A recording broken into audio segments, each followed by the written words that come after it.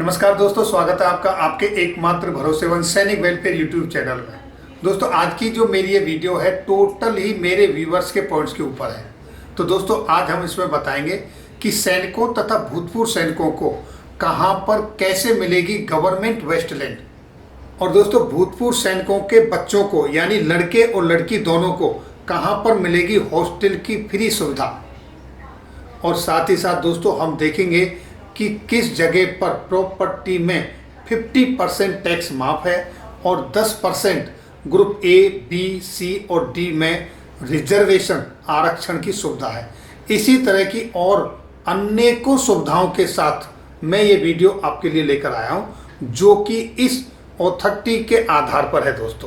दोस्तों आप यह सब्जेक्ट देख रहे हैं compendium of all welfare schemes, यानी कि सभी वेलफेयर स्कीमों का एक सारांश। किसके लिए?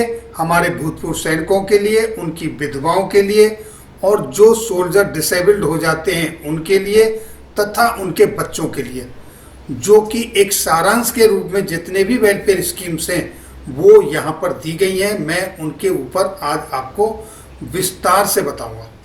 पहले देखिए दोस्तों, जनरल जितने भी गैलेंट्री और नॉन गैलेंट्री अवार्ड्स विनर हैं उनको क्या क्या मिलता है।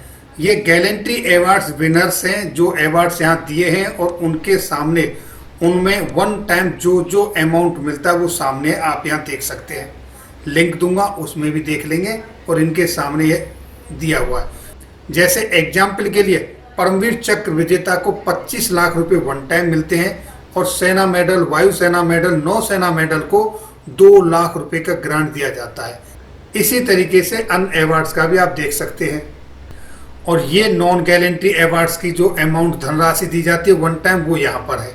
वहीं दोस्तों एक्स सर्विसमैन को 10% का रिजर्वेशन दिया जाता है ए, बी, सी, डी चारों ग्रुप में, और उनको एज लिमिट में जो रिलैक्सेशन है वो भी दिया जाता है, तथा मिलिट्री सर्विस के साथ 3 साल का रिलैक्सेशन है। और दोस्तों जो प्रॉपर्टी पर टैक्स लगता है उसमें 50% का कंसेशन दिया जाता है। एजुकेशनल जो बेनिफिट्स है बच्चों के लिए, क्लास 1 से लेकर एमबीबीएस और इंजीनियर तक, वो हर लेवल पे उनको उसमें छूट दी जाती है एक्स सर्विसमैन के बच्चों को। और जितने भी अर्बन डेवलपमेंट अथॉरिटी के जो प्लॉट करते हैं, जो प्रोजेक्ट्स आते हैं, उनमें सभी में रेजिडेंशियल साइट्स पर एक्स सर्विसमैन को 10% का रिजर्वेशन दिया जाता है। दोस्तों जितने भी एक्स सर्विसमैन और एक्स सर्विसमैनों की विधवाएं हैं, वो लोग जिनको पेंशन नहीं मिलती है उनको जो फाइनेंशियल असिस्टेंस दिया जाता है वो इस तरह से है।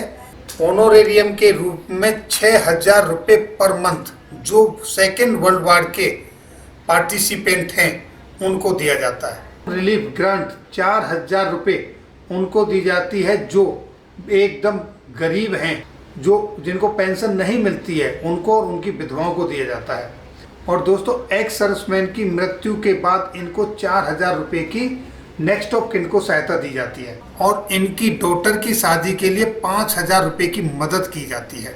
दोस्तों मैं फिर से बता दूं, ये उनके लिए है जिनको पेंशन नहीं मिलती है।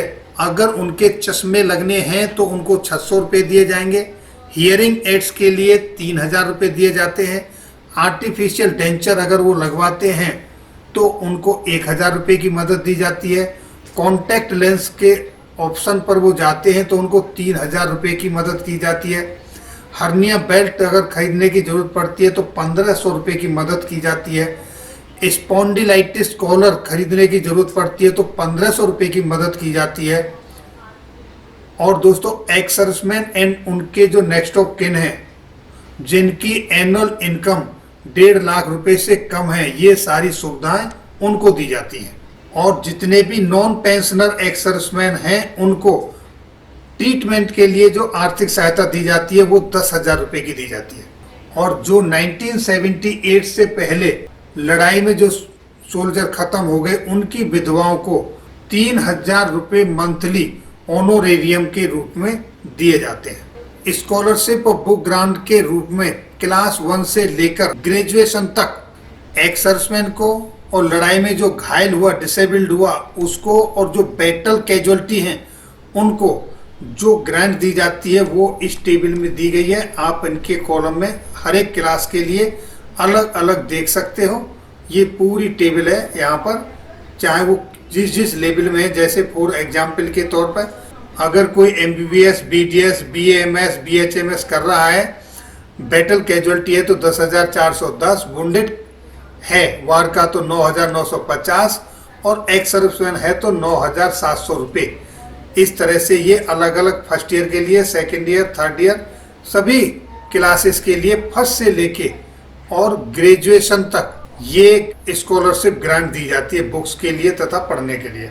दोस्तों ये जो सारी सुविधाएं हैं ये एक राज्य की बात कर रहा हूं मैं, ये पर्टिकुलर कर्नाटक स्टेट की बात कर रहा हूं। और दोस्तों राज्य का जो रेवेन्यू एक्ट 1969 है उसके हिसाब से एप्लीकेशन लिए जाते हैं सरकार द्वारा डिफेंस सर्विस पर्सनल से, वो सर्विस में है या एक्स सर्विसमैन है या उनके डिपेंडेंट्स है, जिससे कि उनको सरकार की जो वेस्ट लैंड है वो उनको दी जा सकती है।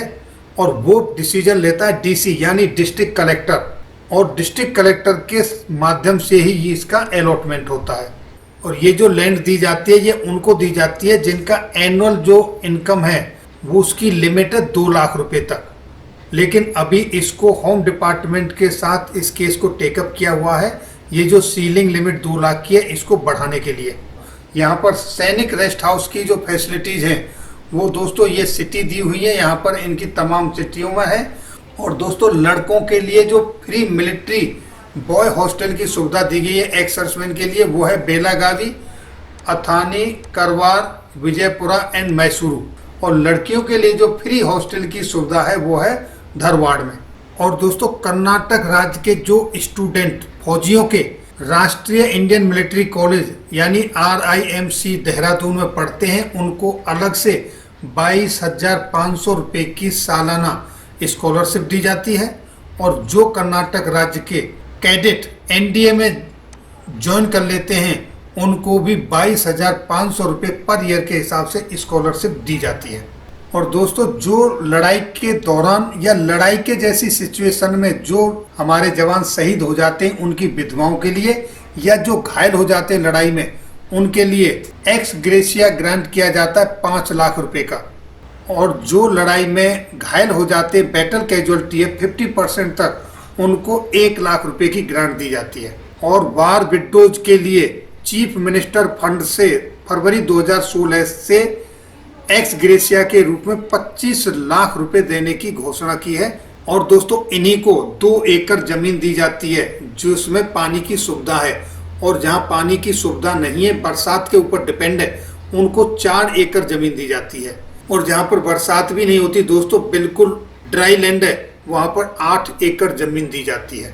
जितने भी हमारे वार के दौरान शहीद हो जाते हैं उनकी विधवाओं को और डिसेबल्ड सोल्जर्स को।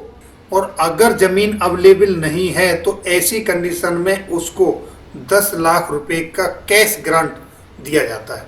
इतना ही नहीं दोस्तों, घर बनाने के लिए अफसर जेसीओ को 6 लाख रुपए तथा जवानों को 4.5 लाख रुपए की भी सहायता दी जाती है। और साथ ही साथ अफसर और जेसीओ को 40 × 60 फीट के साइज का एक प्लॉट दिया जाता है और जवानों को 30 × 60 फीट का एक प्लॉट दिया जाता है।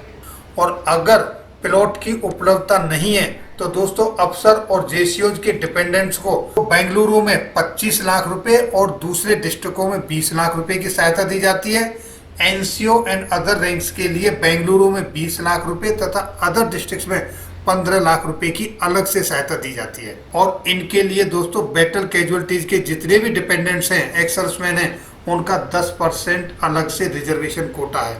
वार विधवाओं और बैटल वुंडेड सोल्जर्स की बेटी की शादी के लिए 1 लाख रुपए की मदद अलग से दी जाती है। और घर के रिपेयर के लिए 3 लाख रुपए दिए जाते हैं हर 15 साल में। और जितना भी उनका हाउस टैक्स लगता है वो सारा का सारा रीइंबर्स्ड हो जाता है दोस्तों। और इनके बच्चों को दोस्तों KSRTC की बसेस में कर्नाटक स्टेट के अंदर फ्री यात्रा करने की सुविधा है। और दोस्तों ये जो वार विधवा हैं उनकी क्वालिफिकेशन के हिसाब से उनको स्टेट के जो जॉब्स हैं गवर्नमेंट के उनमें कंपेशनेट उनकी क्वालिफिकेशन के अनुसार पे जॉब देने का प्रोविजन है। ये सरकार के साथ पुटअप किया गया है, उनके रिप्लाई का इंतजार किया जा रहा है। तो दोस्तों ये सारी सुविधाएं कर्नाटक राज्य के अंदर भूतपूर्व सैनिकों की विधवाओं और डिसेबल्ड सोल्जर तथा उनके बच्चों के लिए सरकार द्वारा दी जाती है। दोस्तों इस तरह की सुविधाएं हर राज्य में हैं, कहीं ज़्यादा हैं कहीं कम हैं। मैं अपने व्यूवर्स के कमेंट्स के आधार पर जिस राज्य से सबसे ज़्यादा कमेंट्स आएंगे उस राज्य की अगली वीडियो बनाऊंगा। एक एक करके इस तरह से सभी राज्यों के जितने भी हमारे भूतपूर्व सैनिक हैं, उनकी विधवाएं हैं, डिसेबल्ड सोल्जर्स हैं, उनके बच्चे हैं, उनको मिलने वाली हर फैसिलिटी के ऊपर आपको वीडियो बना के दूंगा। आशा करता हूं कि ये वीडियो आपको अच्छी लगी होगी। वीडियो देखने के लिए बहुत बहुत धन्यवाद। जय हिंद, जय भारत।